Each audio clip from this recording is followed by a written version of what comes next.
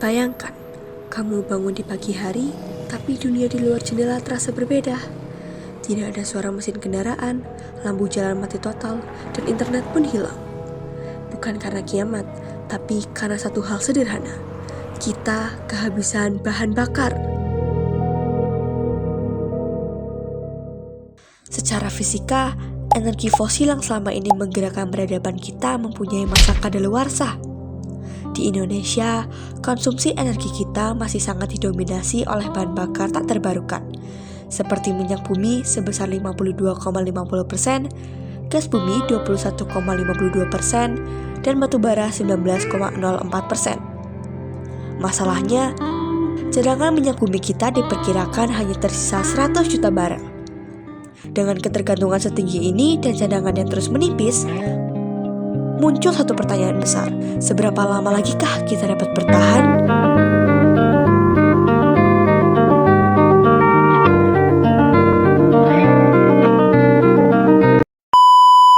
Dalam fisika lingkungan, sumber daya energi dibagi menjadi dua kubu besar, yaitu sumber energi tak terbarukan dan sumber energi terbarukan. Sumber energi tak terbarukan merupakan sumber yang akan habis karena pembentukannya butuh waktu jutaan tahun di bawah tekanan kerak bumi. Seperti minyak bumi, yaitu cairan fosil yang kita gunakan untuk bahan bakar transportasi atau BBM, pelumas mesin, hingga bahan baku aspal dan plastik. Selanjutnya ada batu bara, yaitu batuan sedimen yang dibakar untuk menghasilkan panas dalam skala industri. Ini merupakan sumber termurah namun menyumbang polusi karbon tertinggi.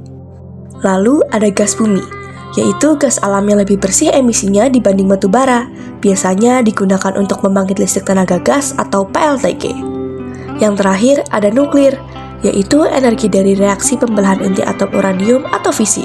Satu butir uranium kecil bisa menghasilkan listrik setara 1 ton batu bara tanpa mengeluarkan asap karbon sama sekali. Selanjutnya ada sumber energi terbarukan, yaitu sumber daya yang berasal dari proses alam berkelanjutan, seperti sinar matahari yang diambil energinya menggunakan panel fotovoltaik untuk mengubah foton menjadi aliran elektron atau listrik. Lalu ada air dan angin, dengan memanfaatkan gaya gravitasi air dan energi kinetik udara untuk memutar turbin mekanik. Selanjutnya ada panas bumi atau geothermal, dengan memanfaatkan panas internal bumi untuk menghasilkan uap. Lalu ada biomasa yang merupakan energi dari bahan organik seperti kayu atau limbah pertanian. Yang terakhir ada energi gelombang, dengan memanfaatkan gerak naik turun air laut untuk menghasilkan listrik. Sumber-sumber energi ini didistribusikan ke berbagai sektor, seperti industri, transportasi, rumah tangga, dan komersial. Di setiap sektor ini, pembatasan energi dilakukan agar penggunaan tidak melebihi kapasitas produksi. Nah, kira-kira bagaimana energi itu bisa diubah menjadi listrik? Yuk kita bedah jenis-jenis pembangkit listrik.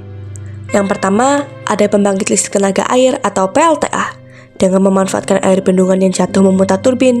Keuntungannya ramah lingkungan dan biaya operasionalnya rendah. Lalu ada pembangkit listrik tenaga uap atau PLTU, dengan membakar batu bara untuk mendidihkan air. Uap bertekanan tinggi hasil didihan itulah yang memutar turbin. Kelemahannya menghasilkan limbah abu dan asap beracun.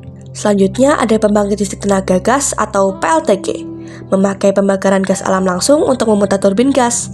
Lebih cepat diaktifkan saat beban listrik puncak. Lalu ada pembangkit listrik tenaga gas uap, yang sering disebut sebagai teknologi daur ulang panas. Panas sisa dari PLTG dipakai lagi untuk menyalakan PLTU. Hasilnya, listrik yang dihasilkan jauh lebih banyak dengan bahan bakar yang sama. Selanjutnya, ada pembangkit listrik tenaga diesel atau PLTD, yang menggunakan mesin pembakaran dengan berbahan bakar solar. Karakteristiknya mudah dipindah-pindah, tapi biaya solarnya sangat mahal dan suara mesinnya berisik. Lalu ada pembangkit listrik tenaga panas bumi atau PLTP, yang menghisap uap panas dari gunung berapi. Ini adalah sumber energi paling stabil karena tersedia 24 jam tanpa tergantung cuaca. Yang terakhir, ada pembangkit listrik tenaga nuklir atau PLTN, yang sangat efisien dan berdaya raksasa, namun butuh penanganan limbah radioaktif yang sangat ketat agar tidak bocor ke lingkungan. Mengapa kita tidak bisa menggunakan semua energi sesuka hati? Jawabannya, karena ada aspek ketersediaan yang harus kita pahami secara praktis. Pertama, keberadaan sumber energi. Tidak semua daerah memiliki potensi yang sama. Ada daerah yang kaya akan angin kencang, namun ada yang hanya memiliki aliran air kecil. Kedua, ada pertimbangan utama kenapa sumber energi bisa habis atau sulit diakses. Yang pertama, ada faktor teknis terkait kesiapan teknologi kita untuk mengekstraksi energi tersebut. Contohnya, potensi panas bumi kita besar, tapi butuh teknologi pengeboran yang sangat dalam dan mahal. Lalu yang kedua, ada faktor ekonomis terkait biaya produksi. Jika biaya untuk mengambil energi tersebut lebih mahal daripada harga jual listriknya, maka energi tersebut dianggap tidak ekonomis untuk saat ini. Inilah yang membuat kita masih terjebak pada penggunaan energi lama yang lebih murah. Sekarang kita bahas sumber daya energi konvensional. Ini adalah energi yang sudah umum dan mapan digunakan dalam industri kita. Secara singkat, poin-poinnya meliputi 1. Angin. Memanfaatkan energi kinetik udara untuk memutar kincir angin. Contohnya pada PLTB atau pembangkit listrik tenaga bayu. Lalu yang kedua ada gas alam, bahan bakar fosil cair gas. Contohnya digunakan pada PLTG dan untuk kebutuhan industri kimia. Lalu ada matahari, memanfaatkan pancaran foton. Contohnya pada panel surya di atap bangunan atau lampu jalan. Dan yang terakhir ada tenaga air, memanfaatkan aliran air. Contohnya pada bendungan raksasa atau PLTA. Terakhir kita harus bicara dampak.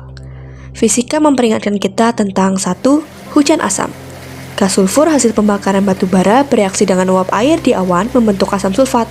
Saat jatuh sebagai hujan, ia akan membuat tanah menjadi asam, mematikan pohon, dan merusak bangunan atau korosi. Yang kedua, ada asfiksia laut. Jika minyak tumpah di laut, ia membentuk lapisan yang menutupi permukaan. Oksigen dari udara tidak bisa masuk ke dalam air. Akibatnya, ikan dan biota laut mengalami asfiksia atau gagal nafas karena kekurangan oksigen. Yang ketiga, ada efek rumah kaca. Karbon memerangkap radiasi panas matahari di atmosfer, membuat suhu bumi naik perlahan tapi pasti, atau yang bisa kita sebut pemanasan global. Memahami fisika bukan hanya soal angka, tapi soal tanggung jawab kita menjaga keseimbangan bumi. Masa depan energi dunia ada pada kebijakan yang tepat dan kesadaran kita untuk beralih ke sumber yang lebih bersih. Mari mulai bijak berenergi untuk bumi yang lebih seimbang.